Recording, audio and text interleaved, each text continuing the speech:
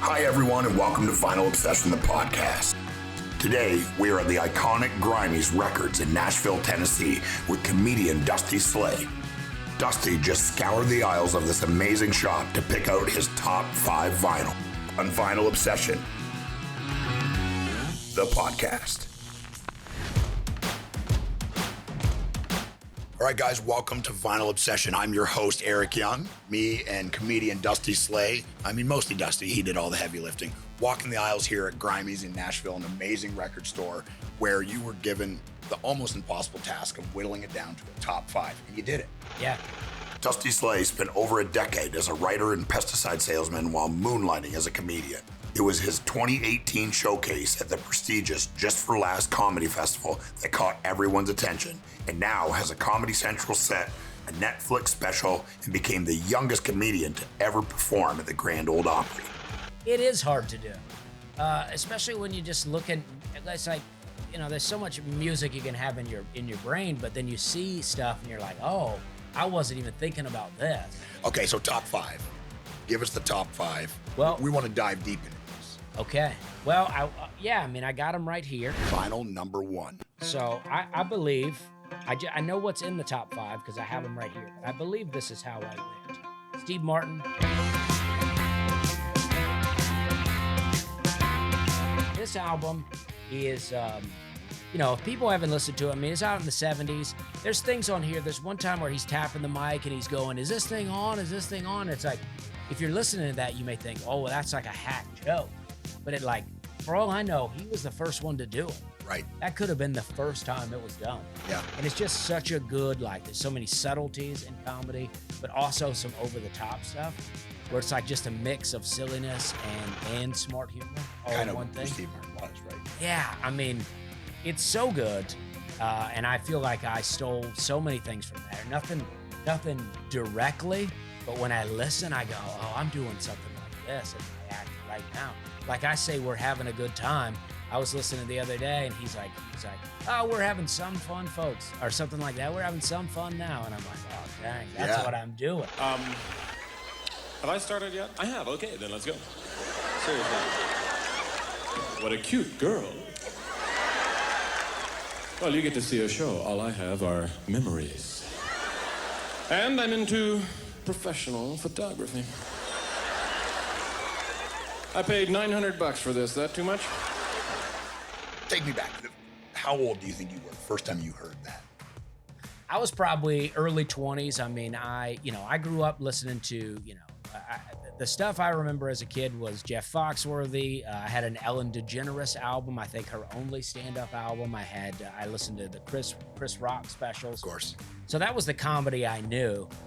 And then when I started messing around with comedy, probably the mid-2000s, my friend gave me a Steve Martin album, Let's Get Small. I had never heard it. I had seen movies like The Jerk and Roxanne, but I'd never heard a Steve Martin album. And it just blew my mind in a way. It was like, oh, this is, and there's several people like this in my life that I've heard do comedy where I'm like, oh, there's really no exact way that you have to do comedy. Right. And I just thought I was probably, early 20s, and it was a big inspiration that I don't even think I realized at the time. At the time. Yeah. But it changed your life. Yes. Right? Hearing it and his style, his delivery, his cadence, in the end, music and comedy are both art forms. Yeah. Right. And things that you can pull from music. I know you were saying upstairs about, hearing certain songs and how they're delivered and the same thing is in comedy as well. Yes. Telling a story or interweaving certain things. And even just certain things. Like I like to do this in a show. Like if I've been up there for a little while and it is going well, but maybe I tell a couple of jokes that it's not getting big laughs. I go, is this going well? Yeah. And I feel like that will get laughs from people. Yeah. But it feels like that's a Steve Martin-esque thing that he would do. All right, we're having a good time. And I like to tell people we're having a good time, I don't like to ask. Right?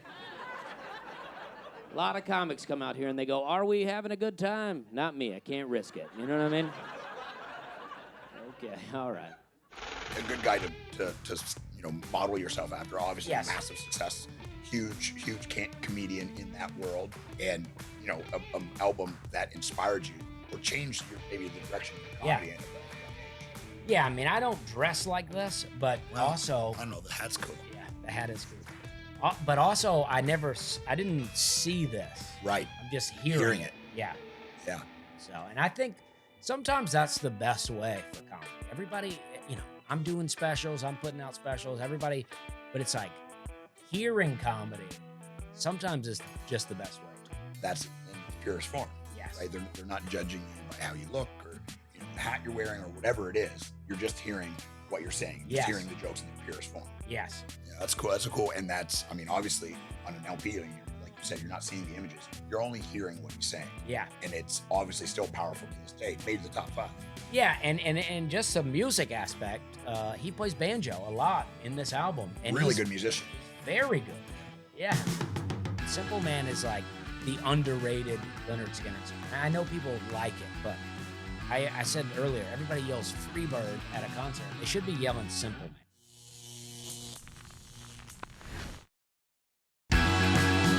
This is Vinyl Obsession, the podcast. We're back with comedian Dusty Slay. Vinyl number 2.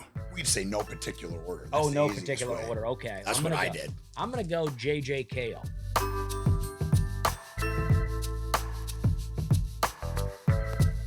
This album, Troubadour, is one of my favorites. I think it was the first J.J. Cale album I found. I don't know how I found him. Okay. But I found him one day, and then I realized that like songs like Cocaine and song Traveling Light are songs that I had heard in the past, but I had no idea who it was. Yeah. And I just had not really heard.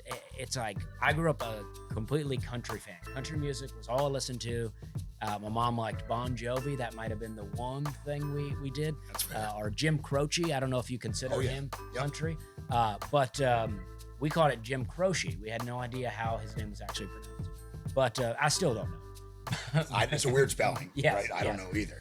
But this album is just like a good jam. Like he really plays guitar, and the lyrics are like they're Southern, but I feel like it's Oklahoma Southern. If you wanna hang out, you got to take her out. I don't know, and I really just liked it. It's a good kind of. I was working the road a lot, and J.J. Cale in the car is just like, especially if you're on these long trips, like you're kind of done singing, you're done with anything serious. You don't really want to hear people talk. No more podcasts, but just hearing this guy just jam for a while on the guitar, I don't know, just good road. Gets you go, yeah.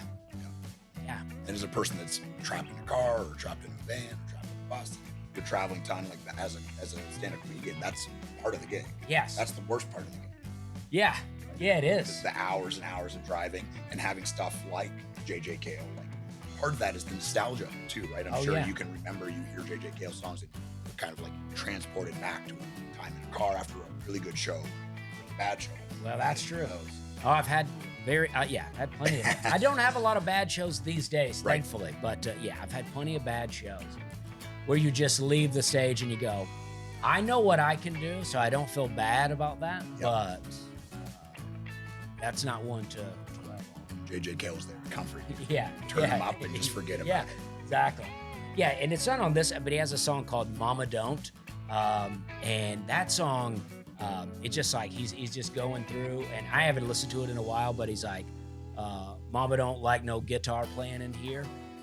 But then he just, so then he really starts jamming, and he's like, Mama don't like no drums, and the drums are coming. Yep. And then before you know it, the full band's in there, and it's just, it's one of those. Rebellious spirit. Yes. There's nothing wrong with that. Yeah. It's a huge part of it. Yeah. All right, next one. Final number 3. And Lynyrd Skynyrd.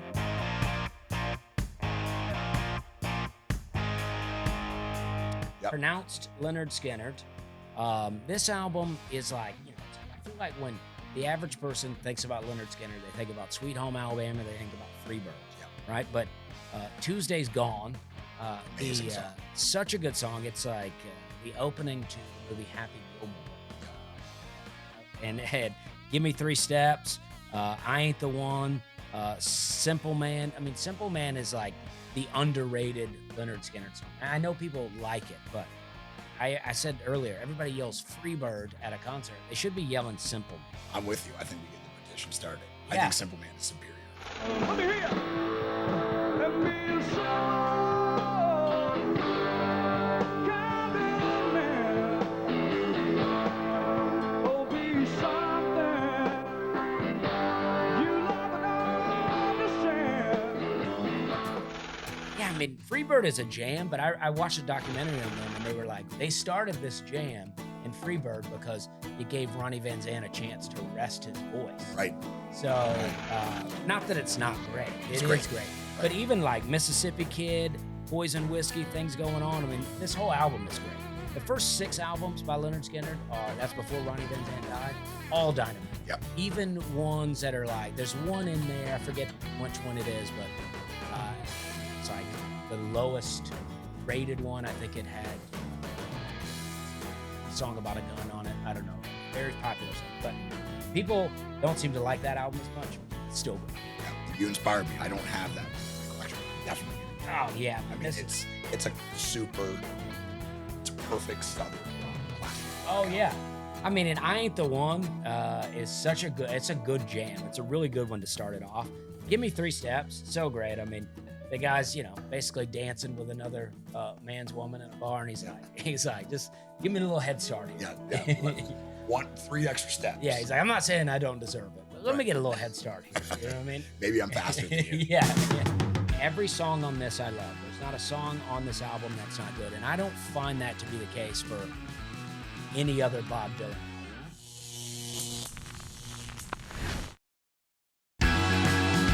Welcome back to Vinyl Obsessed with the podcast. Today we have comedian Dusty Slade talking about his top 5 vinyl. All right, so next one, vinyl number 4. Next one is Bob Dylan, Blood on the Tracks.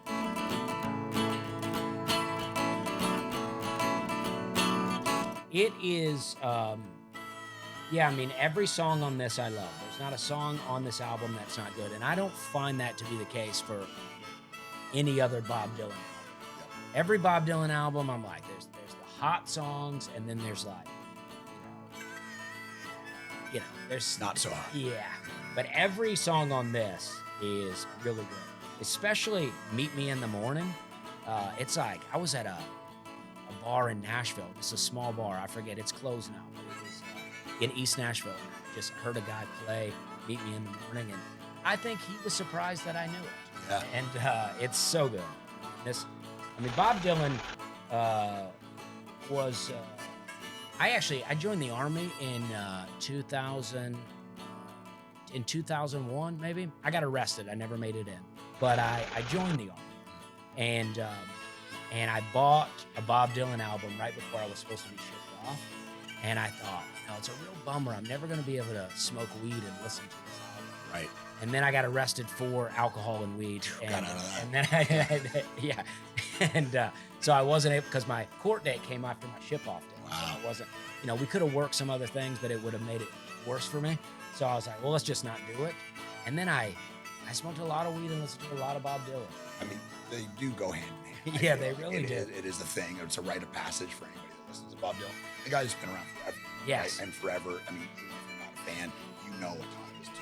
But in your opinion, that's his best album. I think so. Yeah. Maybe there's some songs you could argue are his best songs that Sure. aren't on here, but album-wise, I think this is the best. And I read a Bob Dylan book. I don't read a lot of books. I read a Bob Dylan book, and I really like him. Early one morning the sun was shining, she was lying in bed, wondering if she changed it all, if her hair was still red. The nostalgia of it, and we were talking a bit upstairs about that, about how it can transport you right Yes. to that moment in time, happy, sad, indifferent, mad, whatever it is, but you hear a certain song. So when you say, what was the track on there that you were saying you really liked? Meet Me in the Morning. Meet Me in the Morning. That comes on the radio. What's the first thing you think Oh, I don't know. I don't know that the song has that kind of impact, but it also was like, I may not know to be able to tell you, Yep. but when it comes on and I'm transported to that time, Yep. then, it's like, that's the interesting thing. I might not be able to tell you where it takes me, Yep. but when I hear it, it does It take does me to take a you place. somewhere. Yeah. But, also the song Tangled Up in Blue, Hootie and the Blowfish. I don't know how they got away with this. I like them, but they have like a whole line from Tangled Up in Blue in one of their songs. I Only Want to Be With You. He says Tangled Up in Blue. I only want to be with you. Right. But he has a whole line from the song. So it's like you hear Tangled Up in Blue. It's almost like double taking you back, because you hear that line and now you think of Hootie and the Blowfish, Right. and now that could take you back to, because I was in high school with Hootie and the Blowfish. So Yep. it's like, it's really, really doubles up. Yeah, that's cool how it's the double transport. Yes. Right. I've been called a redneck Mitch Hedberg, and I don't mind it. Yeah, that's okay. Yeah. That's okay. Kind of high praise, right? I think so. Welcome back to Vinyl Obsession, the podcast. We're taking a look at the comedian Dusty Slay's top vinyl picks. All right, last one. Vinyl number 5. All right, this one is another comedy album. This is Mitch Hedberg, Strategic Grill Location.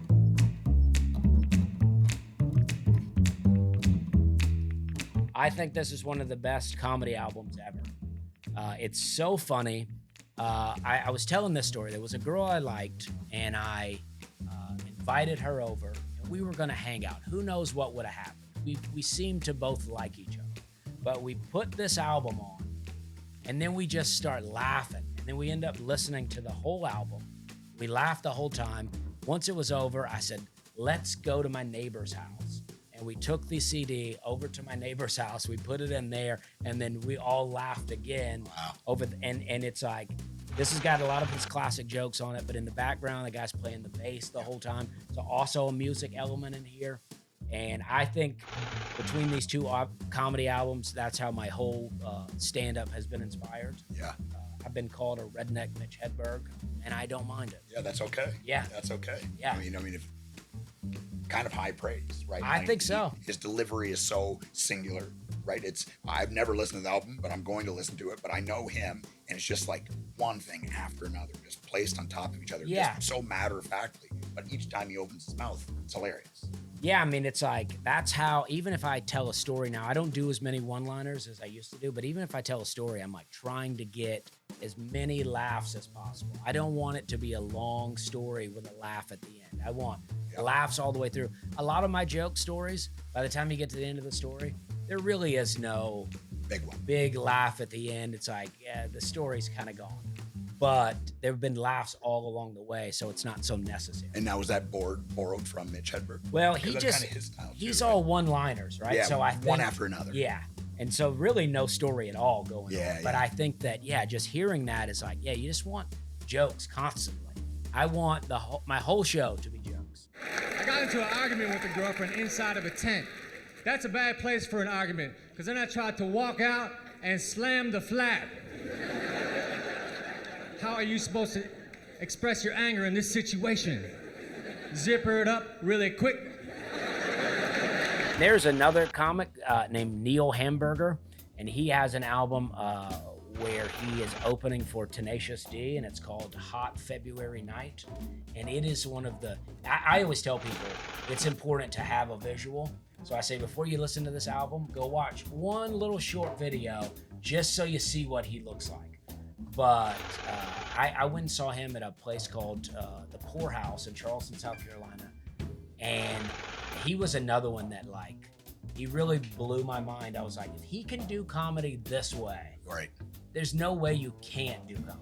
Open up the door. Yeah, as long as it's funny, it's got to be funny. Right. But I mean, he came out. He had 2 drinks in his arms here. He was holding another.